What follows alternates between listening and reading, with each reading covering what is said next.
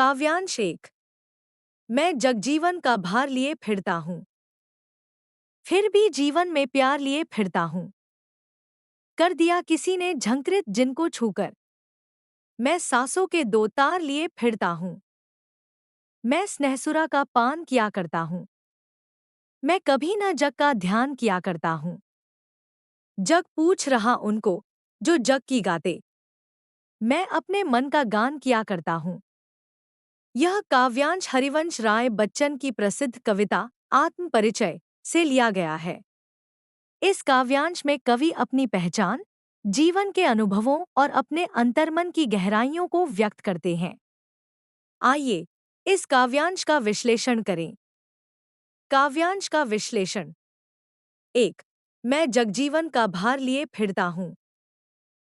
कवि अपने कर्तव्यों और जिम्मेदारियों का बोध कराते हैं। यह दर्शाता है कि वे समाज के प्रति जागरूक हैं और जीवन के बोझ को अपने कंधों पर महसूस करते हैं। 2। फिर भी जीवन में प्यार लिए फिरता हूँ। यहाँ कवि यह बताना चाहते हैं कि भले ही वे जीवन के बोझ तले दबे हैं, लेकिन उनके भीतर प्रेम और सकारात्मकता का संचार है। यह उनके दृष्टिकोण की सकारात्मकता को दर्शाता है। 3। कर दिया किसी ने झंकृत जिनको छूकर। यह पंक्ति यह संकेत करती है कि किसी विशेष व्यक्ति या अनुभव ने उन्हें गहराई से प्रभावित किया है। यह व्यक्त करता है कि वे अपने अनुभवों से भरे हुए हैं। 4। मैं सांसों के दो तार लिए फिरता हूँ। यहाँ सांसों के दो तार का तात्पर्य है कि वे जीवन की धड़कनों और भावनाओं से जुड़े हैं। यह जीवन के प्रति उनकी संवेदनशीलता को उजागर करता है। 5। मैं स्नेहसुरा का पान किया करता हूँ। इस पंक्ति में कवि प्रेम और स्नेह के अनुभव को दर्शाते हैं। स्नेहसुरा का अर्थ है प्रेम की अमृतर्स। यह दर्शाता है कि वे प्रेम और स्नेह का अनुभव करते हैं। 6। जग पूछ रहा उनको जो जग की गाते। यह पंक्ति उन लोगों का उल्लेख करती है जो समाज और दुनिया की बातें करते हैं। यहाँ कवि यह कहना चाहते हैं कि लोग बाहरी चीजों पर ध्यान केंद्रित कर रहे हैं। 7। मैं अपने मन का गान किया करता हूँ। यहाँ कवि अपने भीतर की आवाज को सुनने और उस पर ध्यान केंद्रित करने का महत्व बताते हैं। वे अपनी आंतरिक भावनाओं और विचारों को अभिव्यक्त करने पर जोर देते हैं। निष्कर्ष। इस काव्यांश में हरिवंश राय बच्चन ने जीवन की जटिलताओं, प्रेम और आत्मान्वेषण का सुंदर चित्रण किया है। वे यह दर्शाते हैं कि भले ही जीवन में चुनौतियां हों, लेकिन प्यार और आत्मा की आवाज सुनना सबसे महत्वपूर्ण है। यह कविता हमें अपने मन की गहराइयों में जाने और अपने अंदर के अनुभवों को समझने के लिए प्रेरित करती है। काव्यांश 2। मैं निजोर के उद्गार लिए फिरता हूँ। मैं निजोर के उपहार लिए फिरता हूँ।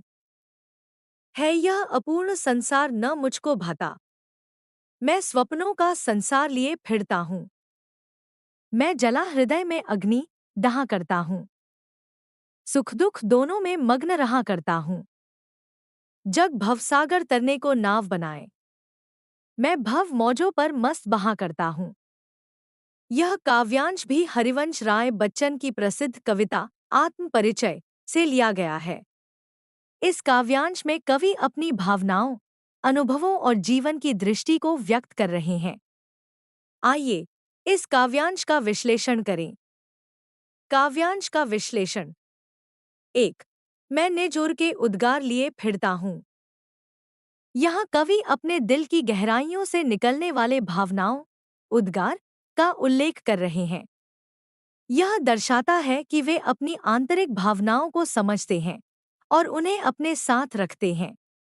2। मैं निजोर के उपहार लिए फिरता हूँ। उपहार का तात्पर्य है कि कवि अपने दिल से प्राप्त प्रेम, अनुभव और ज्ञान को अपने साथ लेकर चलते हैं। यह उनकी संवेदनशीलता और व्यक्तिगत अनुभवों की गहराई को दिखाता है। 3। है यह अपूर्ण संसार न मुझको भाता। इस पंक्ति में कवि संसार की अपूर्णता और उसकी असत्यता का बोध कराते हैं। यह स्पष्ट करता है कि उन्हें इस दुनिया की वास्तविकता पसंद नहीं है। 4. मैं स्वप्नों का संसार लिए फिरता हूँ। यहाँ कवि अपने सपनों और आकांक्षाओं का महत्व देते हैं। वे स्वप्नों की दुनिया में जीते हैं, जो उन्हें वास्तविकता की कठोरता से दूर ले जाती है। 5. मैं जला हृदय में अग्नि दहा करता हूँ। यह पंक्ति कवि के हृदय में जलती हुई अग्नि का संकेत है, जो उनके जुनून और प्रेरणा को दर्शाती है। यह दर्शाता है कि वे अपने दिल में ज्वाला रखते हैं, जो उन्हें जीवन के संघर्षों में आगे बढ़ने के लिए प्रेरित करती है। 6.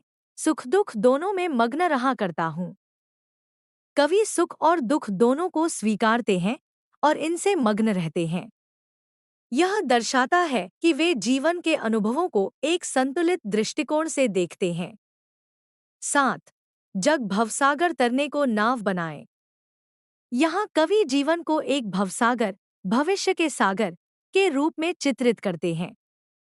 यह संकेत करता है कि जीवन में कठिनाइयां हैं, लेकिन नाव, उपाय का निर्माण संभव है। 8. मैं भव मौजों पर मस्त बहा करता हूँ। यह पंक्ति दर्शाती है कि कवि जीवन के उतार चढ़ाव को एक अनुभव के रूप में लेते हैं। वे मौजों, तरंगों के साथ बहकर जीवन को जीने की शैली अपनाते हैं। निष्कर्ष: इस काव्यांश में हरिवंश राय बच्चन ने जीवन के अनुभवों, सपनों और संवेदनाओं का एक सुंदर चित्रण किया है।